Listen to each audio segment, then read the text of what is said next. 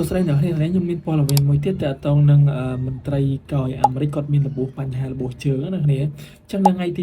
27ខែ10 2025ហ្នឹងគឺមានមន្ត្រី ICE ដែលគេហៅខ្មែរយើងថានគរបាលអន្តោប្រវេសន៍ឬក៏កោយសហរដ្ឋអាមេរិកអ្នកគ្នាគាត់បានមានបញ្ហារបួសជើងបន្ទាប់ពីគាត់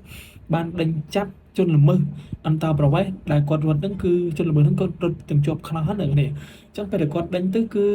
ធ្វើឲ្យជើងរបស់គាត់ហ្នឹងភ្លាត់អ្នកគ្នាធ្វើឲ្យដាច់រហូតដល់អាចនឹងដាច់សរសៃជង្គង់នៅគ្នាដែលគេហៅកាត់ថា ACL អ្នកគ្នាអញ្ចឹងអាចទៅនឹង